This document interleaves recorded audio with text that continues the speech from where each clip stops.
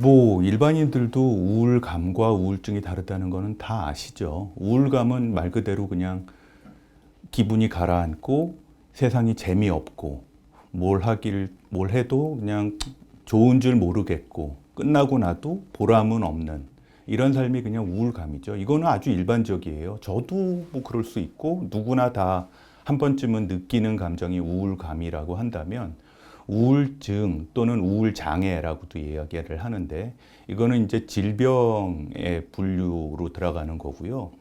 그 보통 우울증을 정의하는 진단 기준이 있어요.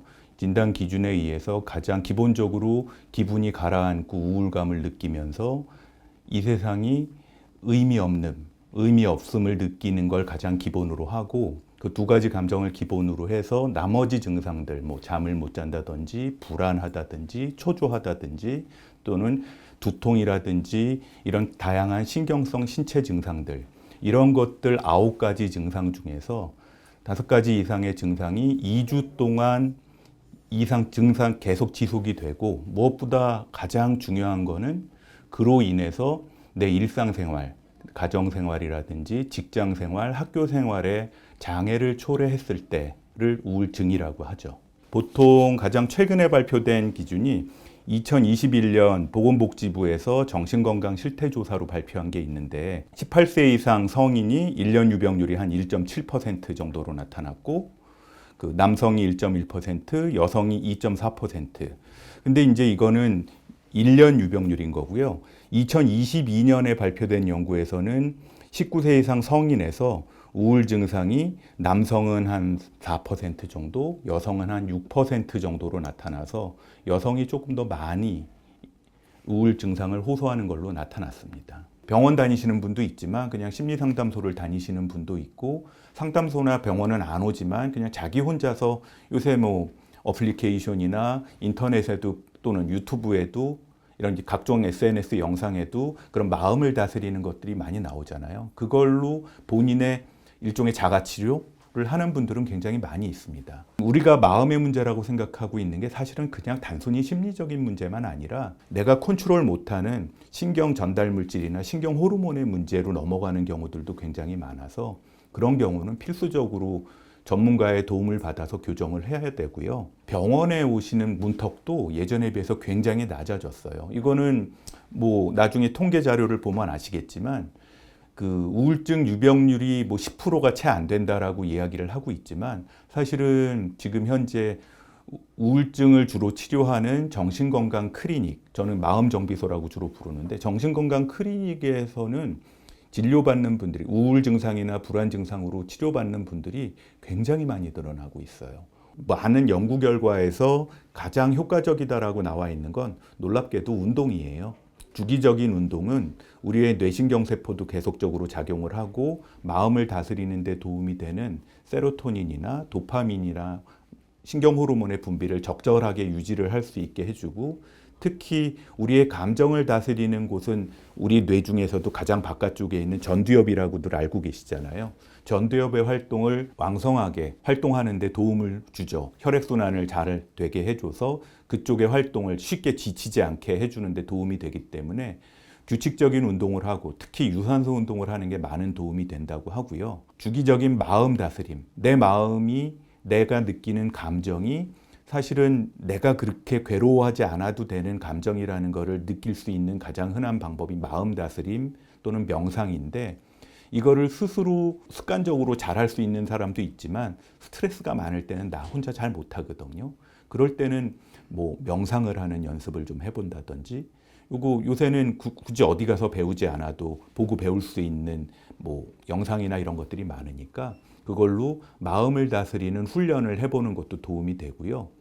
뭐 적절한 술은 도움이 된다고 하지만 사실은 알코올은 마음 다스림, 특히 신경을 안정시키는 데는 큰 도움이 되지 않아요. 잠깐은 기분이 풀어지는 것 같지만 만성적으로는 장기적인 사용은 오히려 감정 조절에 더 문제를 일으켜서 알코올 중독이 되신 분들이 우울증을 기본적으로 같이 가지고 계시는 분들은 굉장히 많이 있기 때문에 이런 알코올 같은 음료에 도움을 청하는 것은 큰 도움이 안 되고 또는 자극을 받는다고 커피라든지 이런 좀 이렇게 각성 효과가 있는 음료에 또 의존하는 분들이 많이 있는데 이런 것들도 도움이 되지 않습니다. 모든 감정이라는 게 쌓이면 그게 불안이나 울분 증상 또는 우울 증상으로 가지고 있다가 밖으로 터지거나 안으로 터지는 건데 안으로 터질 때가 이제 뭐 자해를 한다든지 아니면 고의적으로 본인 자신을 해한다든지 뭐 자살 행동을 한다든지 하는 것들이 사실은 우울증 환자들에선 훨씬 더 많고요.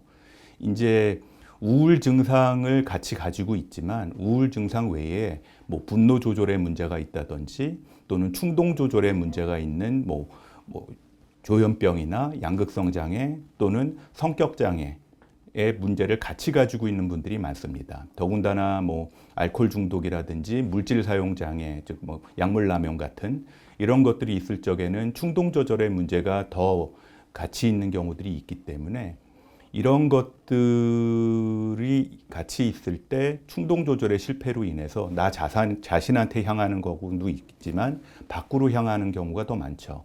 그렇지만 지금까지 나오는 여러 가지 통계 결과들을 보면 사실은 우울증 환자 자체에서는 뭐 타인을 향한 폭력이라든지 또는 뭐 살인과 같은 타해 행동은 그렇게 많지 않은 걸로 되어 있어요.